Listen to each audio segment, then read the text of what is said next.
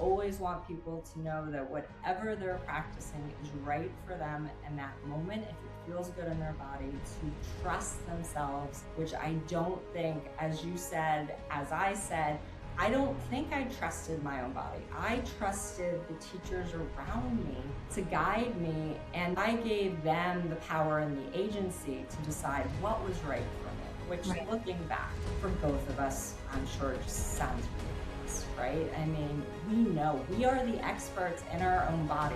We might not always know exactly what it needs, but when you start listening, you can then begin to choose options and like, oh no, that's not exactly what I needed. Okay, but you have to start doing that versus just staying in a pose and suffering and doing it the same way over and over again. I mean, I know for me that is where I hung out for years, to be very honest. Yeah. I stayed in the pose and was like, I'm gonna learn something because they told me pose that hurts the worst. This is always my favorite. Pose that you dislike the worst is the one you need to learn the most. Welcome to Unmute with Priya, the podcast where silence ends, voices rise, and women rediscover the freedom to speak and live authentically, especially in life after 40. This show is proudly sponsored by Project Icon. I'm your host, Priya Sudarsanam. Let's dive into today's conversation. My guest today is Kelley Curran. She's founder of Well Kell. And today we're going to be talking about yoga, listening to our body, letting go of performance and achieving, and really figuring out how to create our own practice and listening to our own bodies. So Kelley, welcome to the show. Thank you so much, Priya. I'm so excited to be here and talk about this. Yeah, so as we talked just a little briefly before we started recording, I was so excited because you really give a different perspective to yoga, because most people think, oh, just do yoga and everything's going to be great and you won't get injured. Yoga is the remedy for all. So I think this is going to be a fabulous conversation. Before we dive into that, so you're a lifelong yoga student as well as a teacher, but you weren't always doing yoga, correct? Correct. Yeah. Share your background a little bit. For about the first 15 years of my career, I was a marketing person in the beauty industry. And I have dabbled back and forth consulting, but that corporate feeling of achieving, of sort of finding that next level was always part of me. And what I chose to do in my personal time really followed that as well, with being a marathoner, being a half Iron triathlete. And even if I'm going to be really honest, my yoga practice to some aspect of it as well, I had equated it to achieving in many ways. It was a very Zen looking like achieving, but when I look at the layers now, I can see I was coming at it from a perspective that I would just not do in my 40s. Yeah. And so what got you thinking, you talk about achieving and performing, and I think this is what Unmute with Priya is all about. So many women are going through life from early on and performing and achieving, whether it's taking care of the household, taking care of everything. Did you have a turning point where you were just like, I can't do this anymore? The turning point from my corporate career was twofold. It was my husband working for a software as a service company where they really were all about what's your next play, give yourself the opportunity to fail and try something that feels totally off the wall, combined with me sitting in a conference room with two of my colleagues looking at a PowerPoint deck, trying to decide if a number on the screen should be black or red with a minus sign or just red. And literally 20 minutes happened of that. And I said, I just can't do this anymore. I can't pretend to care about this anymore. And so I would say the combination of the two, and then either kismet or not, I had signed up for my first yoga teacher training. So many times people like to say that when you go into yoga teacher training, something's going to shift, something's going to change. And for me, it just gave me an idea of another path forward. I wasn't sure if I was ever going to teach yoga. I knew I loved it, thought maybe I could market yoga in some way, and this would be a diversification. And I got very lucky and was able to begin teaching within about 6 months of taking my teacher training. Well, first of all, I love your example of the black and the red and all of that, because it's so validating, because there's been so many times, especially as I hit midlife, that I was just like, this is such a freaking waste of time. This is not important. Are we seriously spending this much time figuring out if we need to use and or? So thank you for bringing voice to that, because I think so many people are in that position, and deep down they're realizing this isn't fulfilling. This is wasting my time. Yes. Yeah. Yes. And my husband and I both always kind of talk about this when there's something that's going on. You have a meeting of all these people and you're like, well, that was, thousands of dollars wasted.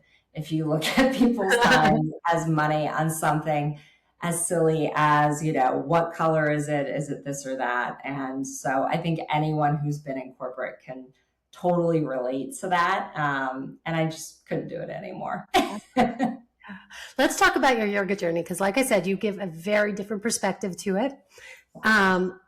So you started your teacher training, and as you were practicing yoga more and doing the teacher training, what did you learn about yourself in the process?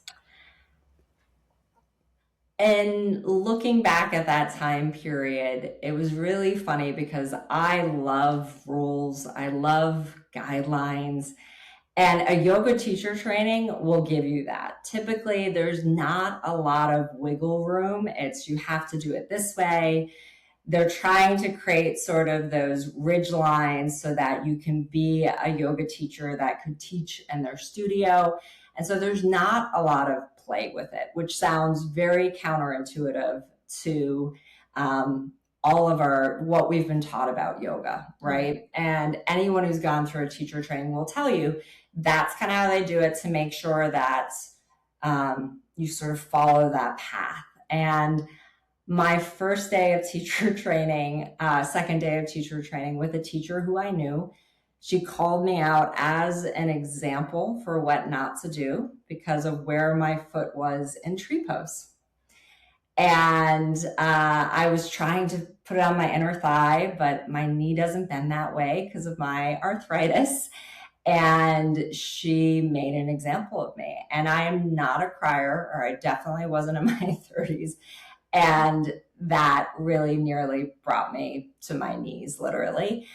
And so in the teacher training, I would say it taught you these foundations of what is good or bad yoga. And it was really very much about following sort of the guidelines of very strict how you do an asana, what is correct. And anything besides that is a modification, which is a word that you will never hear me say when I teach, because there's no such thing as a modification.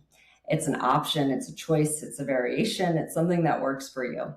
So in the way I teach is I almost had to dismantle everything I learned from teacher training and begin to really find my own way. And that's hard when it gets indoctrinated and ingrained in you. This is what it's supposed to look like. Anything besides that is less than. And so what I had to do for about the last 6 years since the pandemic, where I really had time by myself, not in a studio setting, and also taking trainings from Yoga for Arthritis with Stephanie Munez and other yoga teachers who really celebrate the idea that we can have a very full yoga practice that is nothing like what we used to historically see on the cover of a yoga journal. Yeah. And so the way I knew I had to change was because I would go to yoga class and I would end up in more pain than when I arrived. And this is because the pose that we were all told that we should do if a pose isn't accessible to us is just hang out in child's pose. And I knew for years that child's pose was screaming child's pose to me. And yet I still rested in child's pose because that was the option that was given to me. And if you have arthritis in your knees and they're pretty bad, there's nothing worse for you than trying to hang out in child's pose. And so I learned that my teachers did not have the reference. They didn't have the education to really understand how to work with people who have different things going on in their body. And you know what? Everybody's got something going on, either in their body, Yeah. be it a joint, be it, a condition, be it showing up really tired. Like, it's not a one size fits all. And I really had to take the time to learn how to do that and re-educate myself. And then, of course, my hope is that my students know, and how I teach it opened up the doorway so that everybody knows, however you show up, however you come to your practice, whatever you do is okay, and not just okay, celebrated. You being able to begin to listen to yourself. Nothing makes me happier in a class than to see people who come to work with me, everybody to be doing something different. Because if I think that down dog in one form is good for everyone, it's really not. And that's a pose that most vinyasa classes are teaching. And there are options in that you can find in a vinyasa yoga class, which isn't a prop heavy class typically. You can find options that work for you. And if you would have told me that 10 years ago, I would have just thought you were insane. There is so much gold to unpack in everything that you just said right now.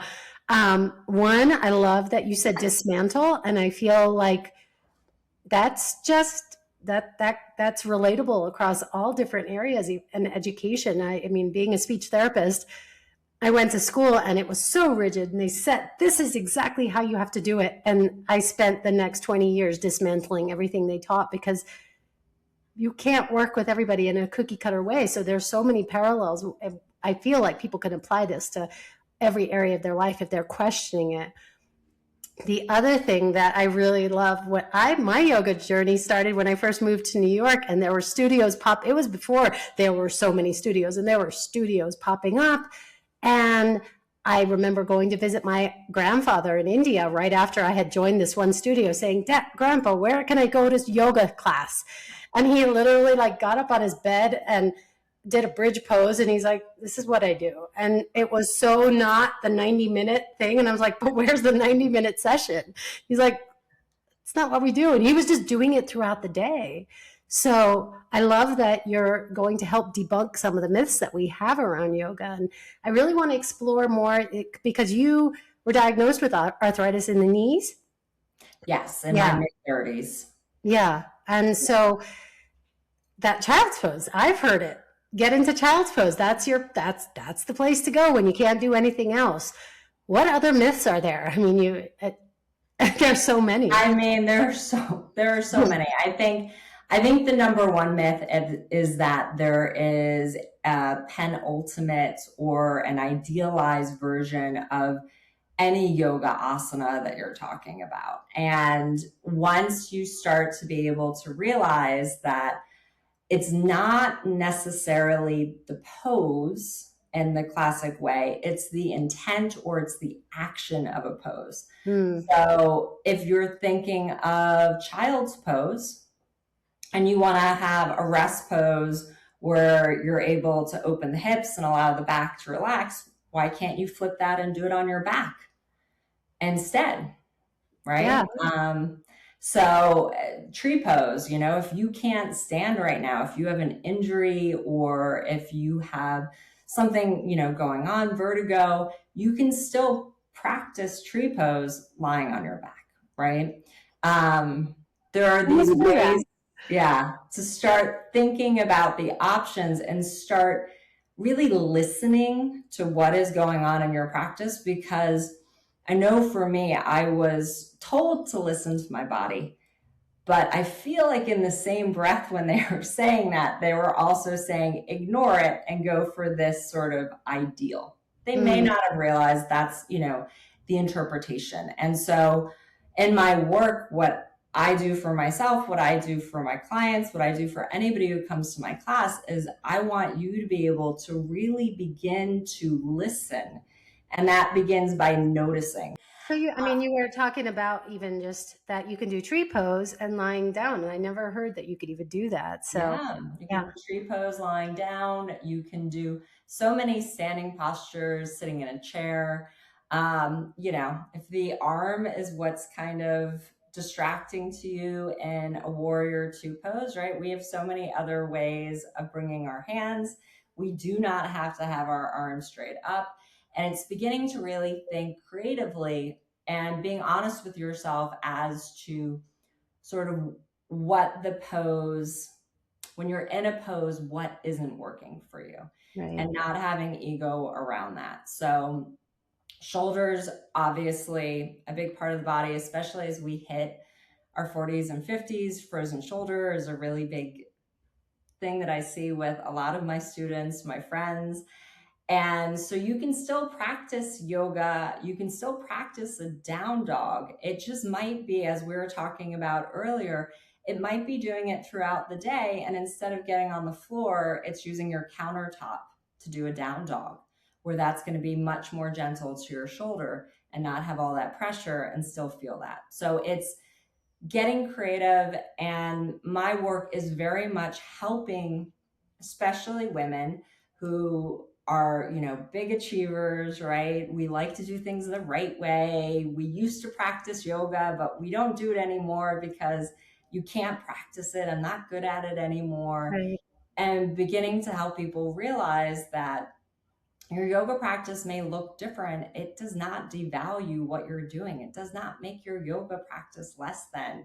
You're building a relationship with yourself, either on the mat, in a chair, throughout the day when you have time to find these little moments. If we keep trying to idealize what our practice should look like, we're never going to practice. And we know so many benefits from our practice. I know for me, right, when I practice regularly, my students practice regularly, you can really show up much more as yourself. So let's not put ourselves in a box, with meditation. You can sit in a chair, you can sit on the couch, you can lay Yeah. on your back and meditate, right? With asana, there are so many choices, and it's beginning to open up what those choices are for you. And I'm going to tell you this. I've learned the most from my students. I am pretty good at this. And every once in a while, a student will do something. I'm like, that is fantastic. I never even thought of that because it's not something I'm working with in my Right. own body. And so it's a conversation that you're having with your body, that I'm having with my students, that we're really giving ourselves the options to listen, to practice. If we're 90, if you're, 35 and got a diagnosis where your practice is significantly changing, there's so many things that can happen. And I want to just be able to kind of create the space, give some tips and tricks, right? But really allow people the space to have that relationship with their body and have no shame over what a pose looks like or what your practice looks like. Who cares? Like, Who we're not cares? performing. Yeah, I love this. And we don't have to perform anymore, nor do we have to achieve like where this is our I love that you're saying this a relationship with our own body. We're not trying to achieve something. And I think when you're in this class, and when I used to do the Bikram yoga, and you're in the class where everybody's doing cookie cutter and they're just saying push, push, push. And I don't know how many people got injured from that. I certainly got injured. How many muscles I pulled from yoga because I was trying to kick my leg back, and it's not capable of doing that. And so I wish somebody had said, just listen to your own body. Maybe I would have been doing yoga a lot longer, much longer. Yes. My practice would have been more sustainable throughout the Sustainable. years. Yeah. Um, so as you started, and I love that you call them options, choices, not modifications. Can you share a little bit more about that word modification, why you don't use it? Um, It's a trigger word for me. And the reason it triggers me is because I think for many of us, right, it becomes very hierarchical then. You have a pose that's good, you have a pose that's great, you have a pose that's good, and then you have a pose that is like, oh, okay, so if you can do it, like do whatever you want. It feels very, very like good, better, worse, or good, best, not really yoga. And so I never set up anything as a modification, because also who really knows what an asana was supposed to look like too. A lot of this handed down wisdom, which is great, but who cares? So for me, I never use the word modification. I always want people to know that whatever they're practicing is right for them in that moment. If it feels good in their body, to trust themselves, which I don't think, as you said, as I said, I don't think I trusted my own body. I trusted the teachers around me to guide me, and I gave them the power and the agency to decide what was right for me, which looking back for both of us, I'm sure it just sounds ridiculous, right? I mean, we know we are the experts in our own body. Absolutely. We might not always know exactly what it needs, but when you start listening, you can then begin to choose options and like, oh no, that's not exactly what I needed. Okay. But you have to start doing that versus just staying in a pose and suffering and doing it the same way over and over again. I mean, I know for me that is where I hung out for years, to be very honest. Yeah. I stayed in the pose and was like, I'm going to learn something, because they told me the pose that hurts the worst. This is always my favorite. The pose that you dislike the worst is the one you need to learn the most. I call absolute BS on that. You're allowed to curse on this one. I no holds bars. Yeah, I think that's a bunch of bullshit too, because when they would say that. Absolutely. That was your body telling you something, and the teachers are actively telling you your body's wrong and you need it. Yeah. Right. And I think, as we're coming into this time of our life, to be able to really learn how to trust ourselves when everything around you might be telling you not to. Right. And so that's for me what I want my students to begin to learn, how to trust themselves. And that's what we're practicing on the mat. That's what we're practicing when we gather together. And I had a student the other day tell me she was in a group fitness class, and she's like, she told me to do something. And I was like, absolutely not. Like, I could hear you in my head saying, absolutely not. Here's what I'm going to do instead. And I feel like if the people who come to my classes can hear me in their mind when they're doing other things, I have done my job and beginning to instill in them another voice that's just there to support them and support them in their choices physically, but also support themselves in knowing they can trust themselves. Yeah. And I think that that's really important, especially for women, especially if we're going through life on the hamster wheel, that we've never really listened to ourselves and trusted ourselves. And now we're trying to do something that's healthy for our bodies. And so, it's like we need to keep continuing that momentum of listening to ourselves. It's so validating to hear you talk about this, just because, letting go of dogma, letting go of this is how you have to do it or else. I know even in meditation, people think you have to sit there in lotus pose, and meanwhile your knees are dying, or else you can't meditate, or else you're not getting the benefits of meditation. And so all of these rules, it's like we go through life, and I'm saying repeating the same things, but we're going through life with all of these rules and constrictions. Why are we going to do the same thing? Exactly. Because in the name of, helping our bodies and helping our mind, body, and soul. Yeah. No. So how do people work with you, and in what capacity do you work with people? That's the $1 million question, because I'm sure people are going to be like, I want this yoga class. I definitely do. So right now I am based in New York's Hudson Valley. So if you live anywhere near Albany, Hudson, Athens, Coxsackie, and the hill towns, you can totally come and find me in Athens or in Coxsackie in person. I sometimes do retreats. So on my website, wellandkell.com, you can find all of that information. I also, of course, have an online library with many different types of classes, um, everything from vinyasa to chair to restorative, because there's just no one size fits all yoga that's right for all of Yeah. us. And so I wish I could have my aqua yoga on there because that's so much fun to do, but I don't have a pool at home yet.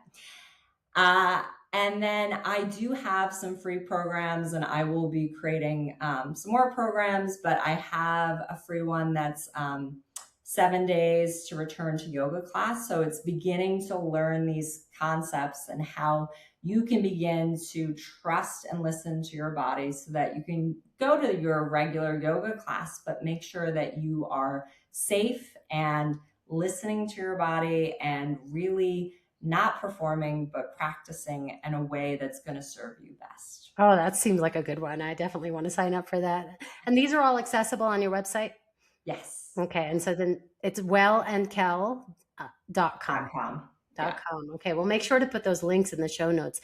And thank you for mentioning even chair yoga. My parents never did yoga, and they started doing it in their 80s, just even a couple of years ago. And they look forward to it. They love it, Yes. Yeah. Yes. I teach a range because I'm not here to just help, one type of person. I'm hoping What a gift. I love the healing space. We're also lucky that you're here now and not doing marketing because we need you more here, because there needs to be more voice in this so that people aren't getting hurt and people are trusting themselves.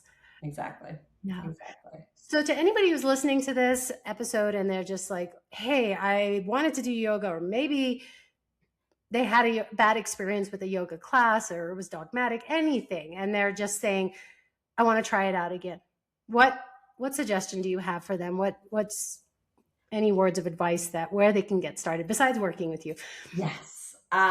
Where they can get started. So I really recommend you taking the time to reach out to, if you want to go to a class, reach out to the teacher in advance or reach out to the studio in advance to really understand a bit more about the studio, the practice. If you've never taken yoga before, really look for a class that is for beginners. I have a little checklist that I love to have for everybody, but especially for those who have joint conditions. But I really want everyone to know that when they come into that yoga class, if they do not want the teacher positioning them physically, to have no issue going up to them and be like, hey, just want to let you know, maybe it's my first time class, my first time here at the studio.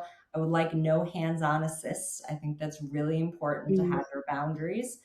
I think for any yoga teacher out there, it's really important to always ask before you touch a student. I would make sure you grab, if the teacher says to grab 2 blocks and a blanket, it's the first time in your studio, grab 2 blocks and a blanket. But if you know you like 4 blocks and 4 blankets, grab 4 blocks and 4 blankets. Have no shame in making it really your own practice and setting yourself up for success. But I would say finding the right maybe teacher studio is the first part. And the second part is taking the time on the mat to listen to yourself and to give yourself all the options you can. Why wouldn't we make our yoga practice as comfortable as we can? Absolutely. That's how we're going to begin to trust ourselves. That's how we're going to begin to find our practice in fullness. This was an awesome conversation on muting in yoga. So thank you. Thank you for being with me today, Kelley. I mean, I feel like I could keep talking to you. Your wisdom is going to benefit so many people listening to this. It definitely did for me today. Thank you for inviting me, and thank you for what you're doing in the space as well. It's so important to be able to share all of these different voices that you've been sharing on your podcast. And yeah, I would always be happy to come back. Absolutely. We're going to definitely have more conversations. And this show was brought to you by Project Icon.